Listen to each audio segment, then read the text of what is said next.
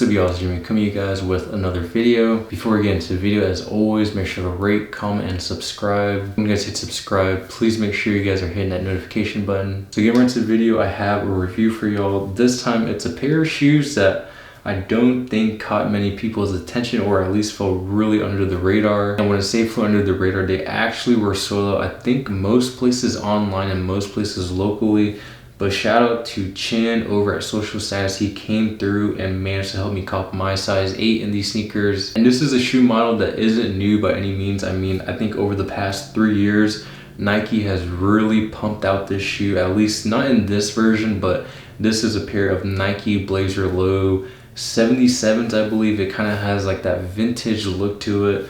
But these have definitely been pumped out a lot by Nike over the past couple of years. However, Nike did a little twist to them, and I'm really digging what they did. I'll show you guys in a minute what they did to them, but I'll say right off the bat, they really kind of give me that off-white look. If you look at the original 10 release from Virgil, the high top Blazers, they're very reminiscent. They're almost like a low top pair. And enough of all this talking, getting right into the review. Here is the box that they come in. So I think Nike actually switched it up a little. I don't remember what the original box looks like, but I'm pretty sure it doesn't look like this. But you have your typical orange Nike box with a little bit of different Nike branding. Size tag reads Blazer Low 77 Jumbo. Size tag reads white, black, white, and sail. These are a size 8, and I will say they fit true to size.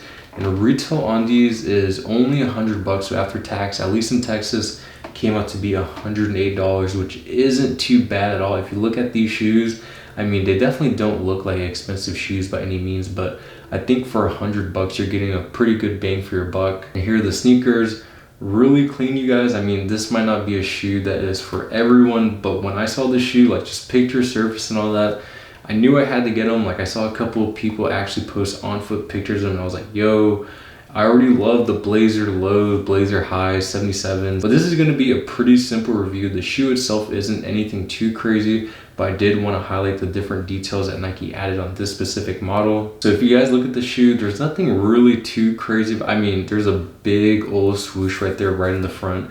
But this is basically your Blazer Low 77 model, but a little bit different twist to it compared to the original model. Starting with the outsole, you have your typical Blazer classic tennis outsole. And then moving on to your midsole, you have your sail midsole, which looks really nice against the contrasted white. And I think it's perfect on this shoe just because I feel like the Nike Blazer itself is a very vintage-esque shoe. So to have that sail midsole is, I think, the cherry on top. The one thing you guys might notice is that the swoosh actually drapes down a little bit to the midsole. This is a detail that I really like myself. I don't know, there's just something about it that looks, I'm not gonna say really different because this isn't the first time we've seen something like this, but it's cool to see it on like a general release pair, you know, not like a crazy collab or anything like that, but you know, Nike is definitely starting to incorporate these little more niche designs into their everyday shoes. We'll move on to the uppers. The uppers is basically composed of the smooth grain leather, nothing too crazy. Like I said, retail on these was only $100. And I say only, that's very subjective because $100 could be a lot to someone and then not very much to someone else. But $100 for a pair of sneakers isn't too bad in today's market. But Nike definitely called this shoe jumbo for a reason. It's your classic Nike Blazer Low 77, but all of the details are ×10 jumbo, whatever you want to call it, Texas size. But starting with the swoosh, you have to see it's extremely big. It drapes over to the midsole, like I mentioned earlier, and it also goes to where the lacing portion is. I'll say the swoosh itself is probably my favorite aspect of this shoe. There's just something about that black swoosh that pops off so much. Might be a little obnoxious to some people, but I really like how it looks. Now on the back portion of the shoe, you typically have like a little suede portion that says Nike right there. Very common in all of like the low top Nike tennis shoes.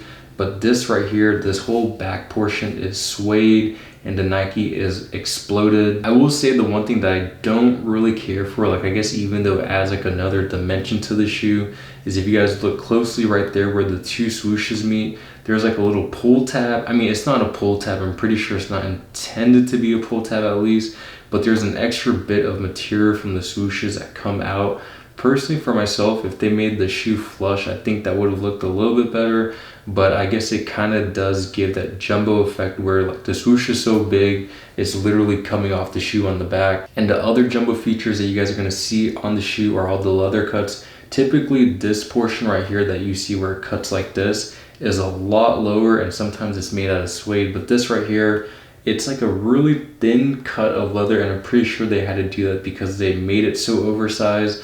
But you guys can see it actually does show through the swoosh a little bit. And another feature on the shoe that was made jumbo was the leather on the lacing portion. So you guys can see the leather right here kind of extends out to where it's like not even sewn all the way down, like it's just very exaggerated. I think that's kind of a dope aspect of the shoe, right? Because like even at the very bottom, the leather right there kind of extends out. And for the toe box of the shoe, which I really like, they have this contrast black stitching that ties in this tiny portion of suede material at the very front. And the last couple of details on the shoe that I really like are the laces. Typically laces like these I normally hate just because I feel like it makes the shoe look so clunky. One of the shoes that I know has this style lacing is like a pair of Pumas. I don't know what they're called, but it's like basically this style, very low top, and it has fat laces. I kind of liked them when I was younger, like in like middle school and stuff like that, but as I grew older, I just grown to like the lacing on the Air Jordan 1s, thinner rope laces, things like that. But this right here really doesn't look too bad at all. Like I feel like it really fits that jumbo-esque of the shoe. And then moving on to the tongue, one thing that Nike has been doing a lot is adding like a distress, not really distress, but like an open exposed tongue. Something that we really first saw again, like kind of revitalized in the off-whites. So that's why I say I feel like these really kind of like give me those off-white vibes, even though I feel like there have been plenty of shoes that kind of do the same look, and everyone always says off-white vibes, off-white vibes. So I mean, clearly we can see how much like off-white and that original 10 pack has influenced us. You guys can see the tag on the tongue right there is absolutely huge. It has Nike in black and that swoosh in your classic Nike orange.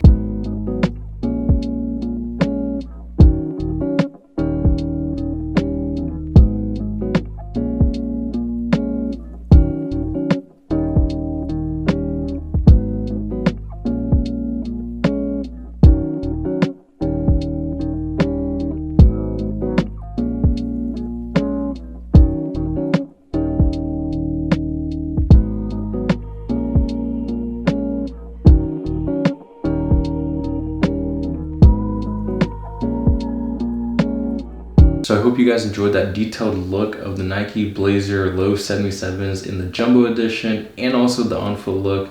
Like I said, this is a pair of shoe that was not on my radar whatsoever. Like I really had no idea Nike was dropping something like this.